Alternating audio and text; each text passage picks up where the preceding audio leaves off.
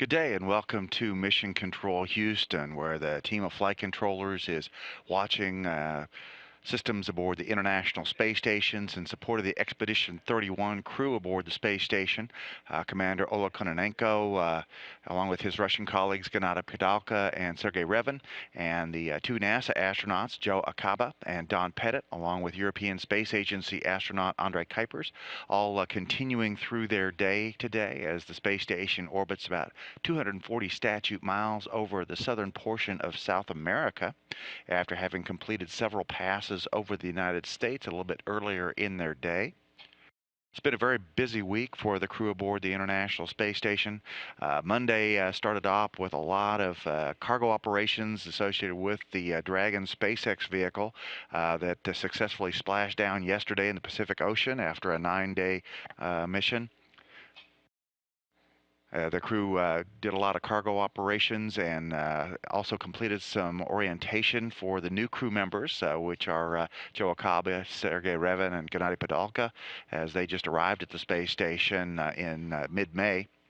Tuesday was a very busy day as Andrei Kuipers took microbial samples for the return on SpaceX through various surfaces on the interior of the space station. A lot of routine housekeeping and filter cleaning, some periodic fitness evaluations to report to the doctors on the ground how the crew's doing. And again, more Dragon cargo operations, and also the Russians crew members were working with a new communications system, installing cables and software for that system. Wednesday was a procedure review for the final activities with the Dragon as the crew got ready to take it off the space station using Canadarm2 and release it for reentry. And they installed the controller panel assemblies on the Harmony common berthing mechanism port that was used by Dragon to get it ready for hatch closure. On Thursday, the crew did a stowage of final return items on the Dragon spacecraft, including those samples from the surfaces inside the space station. They closed the hatches on the Dragon spacecraft and then demated it from the Harmony module berthing port, the Earth-facing berthing port, and then eventually released the Dragon spacecraft.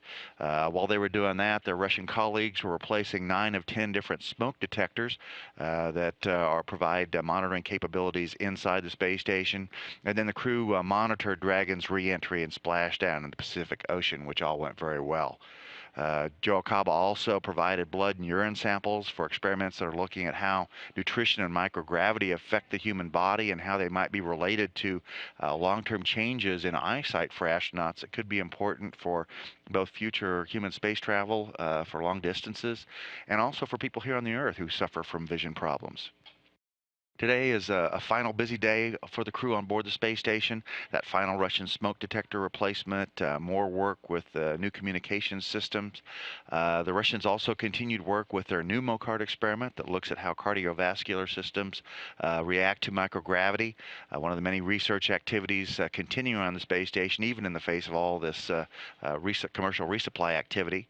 Joe Akaba providing more samples for those human research facility experiments, looking at how the body reacts to microgravity as well. Akaba also today supporting some kinematics as he looks at putting special markers in different places of his body, strategic locations, and then exercises on the treadmill system so that engineers and doctors on the ground can help calibrate the exercise equipment for Joe Akaba. Andrei Kuipers today worked with rotating one of the Japanese experiments racks out of its moorings for examination, and Don Pettit is working with the Space Acceleration Measurement System that measures the microgravity environments aboard the space station, and also with some adjustments to the intermodule ventilation system, the air ducts into the JAXA Kibo module, that laboratory provided by the Japan Aerospace Exploration Agency. Don Pettit also is doing some sound level monitoring throughout the station, and he is doing some rearranging of some of the stowage in anticipation of the next cargo vehicle to the International Space Station. That'll be the Japanese HTV-3 cargo vehicle, which is scheduled to go up to the space station later this summer. So all in all, a very busy week for the crew on board the station, and a very full week and they're going to have an opportunity over the weekend to get some rest and relax before another week of heavy research operations next week.